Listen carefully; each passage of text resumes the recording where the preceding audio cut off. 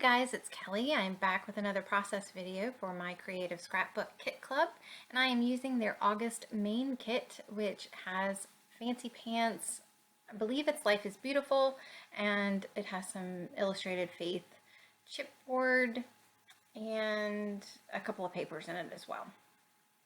So I decided to do a mixed media background, but I wanted it to be a clean mixed media background.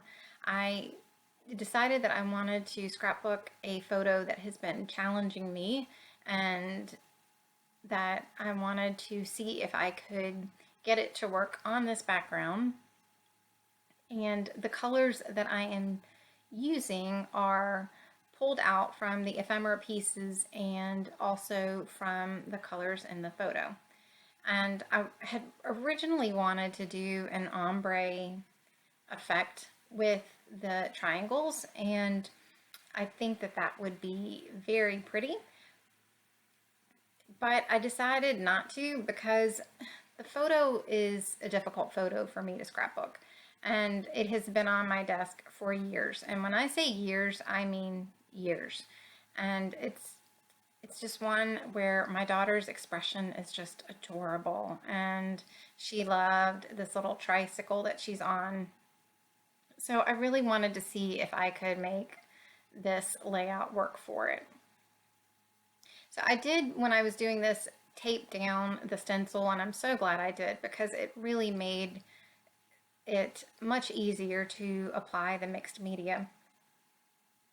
And this piece of paper with the words on it is so pretty. It's a bunch of colors, and they're watercolor soft look, and I thought that it would be perfect to go behind the photo just to help brighten it up actually a little bit.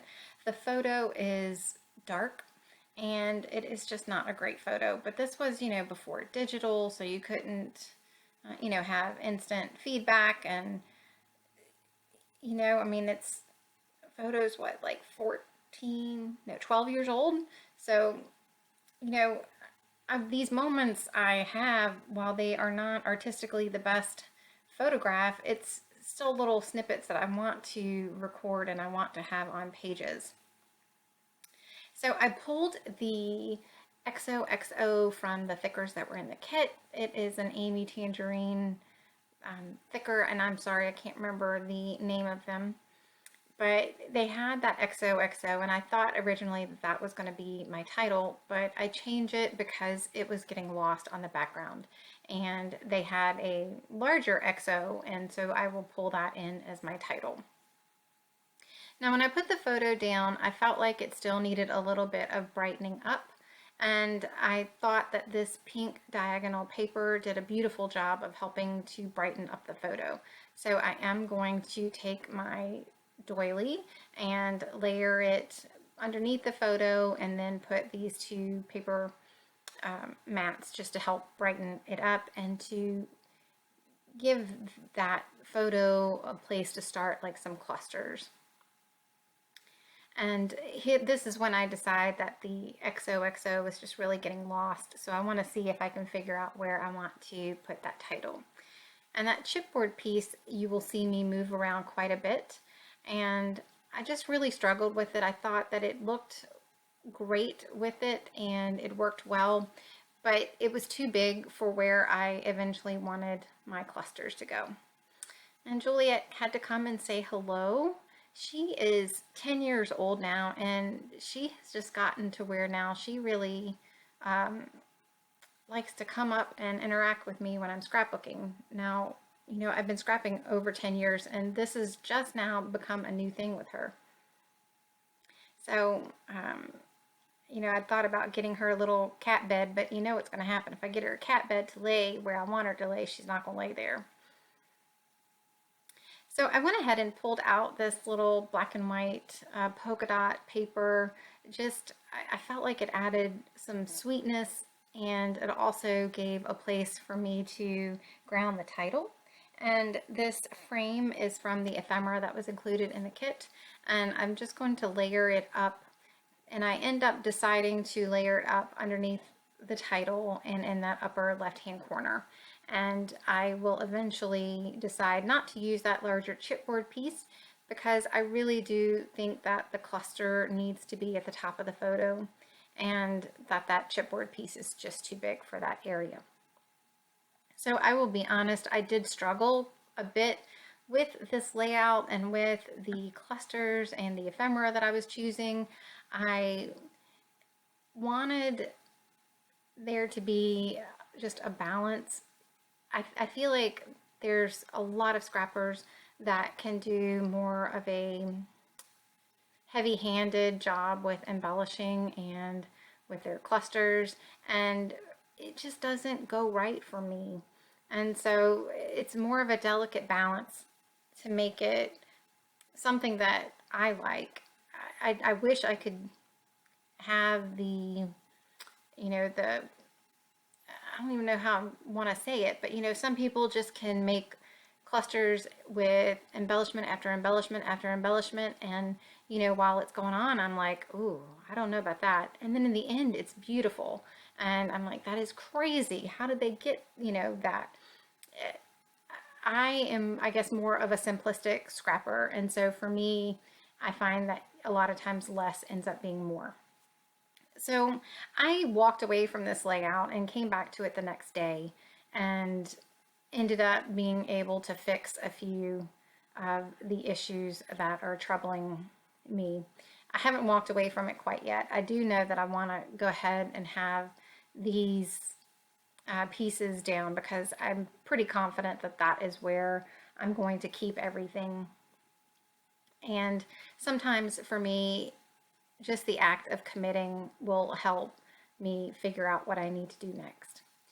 So I am going to use wet glue as well as my ATG just because I know that ATG doesn't always stick when I have mixed media, and I didn't want to use a ton of wet glue, so to me to use both of them seems to work out pretty well. So this is the point where I'm happy with what I've got, but I walk away and I come back and I want to outline some of the paper layers, and I'm just trying to pick, you see me, I'm testing the size of pen that I want to use, and I go with one that's a little bit bolder, and I end up going back over the lines again just to get them a little bit darker and a little bit more of a presence on the layout. So you will see me flip around the layout quite a bit, and if you're wondering why, that would be why. I just felt like it wasn't quite dark enough, and I will work on that a little bit. I had briefly thought about outlining some of the triangles on the background just to help make them pop, but when I was looking at the design, it was a quick thought for me just to put that out of my mind. The triangles are all combined, so if I were to outline one, I'd end up having to outline the whole row, and that, what I was thinking I wanted was a whimsical look, and that would not be whimsical whatsoever, and I felt like it would ruin the background. So I just settled for outlining the layers of the paper, and that just helps make them pop out a little bit more off the background.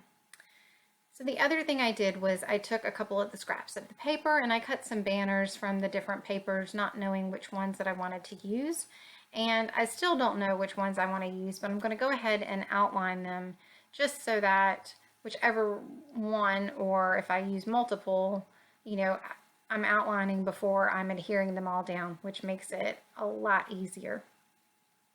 Usually I don't outline until the very end when everything is adhered and it's not quite as easy. So I was able to remember before I went ahead with this cluster just to go ahead and get it done.